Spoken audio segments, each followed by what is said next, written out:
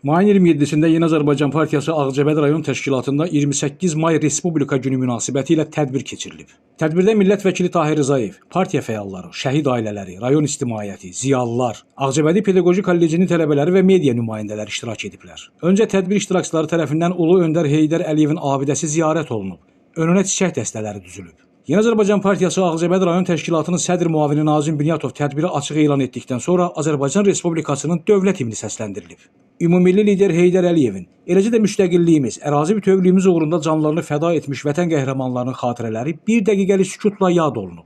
Məruzə ilə çıxış edən Nazim Binyatov qeyd edib ki, olduqca mürəkkəb və regional vəziyyətdə fəaliyyət göstərməsinə baxmayaraq, Azərbaycan Xalq Cümhuriyyəti öz üzərinə götürdüyü çətin tarixi vəzifəni şərəflə yerinə yetirdi. Müsəlman şərqində ilk demokratik respublika olan Azərbaycan Xalq Cümhuriyyəti müasir və demokratik prinsiplərə söykənən dövlətçilik ənənəmizin əsaslarını qoyub. Azərbaycan Respublikası Milli Məclisinin deputatı Tahir Rzayev, 85 saylı Füzuli Ağcabədi Dairə Seçki Komissiyasının sədri İbrahim Həsənov, Ağcabədi Heydər Liv Mərkəzinin direktor əvəzi Ruhin Hüseynov, şəhid Camal İbrahimovun bacısı Nüşabə İbrahimova, Ağcabədi şəhər 4 saylı tam orta məktəbin müəllimi, şəhid Həsən Süleymanovun həyat yoldaşı Qumru Süleymanova, Ağcabədi şəhər 8 saylı tam orta məktəbin müəllimi Namiq Əhmədov məruzə ətrafında çıxışlar ediblər.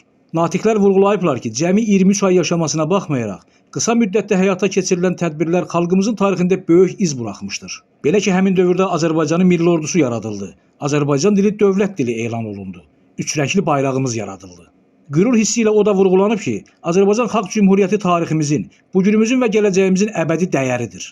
Nə qədər ki, Azərbaycan xalqı və dövləti var, bu dəyər var olacaq və bizi daim milli hədəflərimizə doğru aparacaq. Bayram tədbirində rayonun ictimai-siyasi həyatında fəal iştirakına görə bir qrup partiya veteranı, ərazi partiya təşkilat sədrləri və partiya fəalları fəxri fərmanlarla təltif olunublar. Ulu Öndər Heydər Əliyevin anadan olmasının 102-ci il dönümü münasibəti ilə keçirilən bədii qiraət müsabiqəsinin qalibləri olmuş məktəblilər şeirlər səsləndiriblər. Bayram tədbiri Yeni Azərbaycan Partiyasının himninin səsləndirilməsi ilə başa çatıb.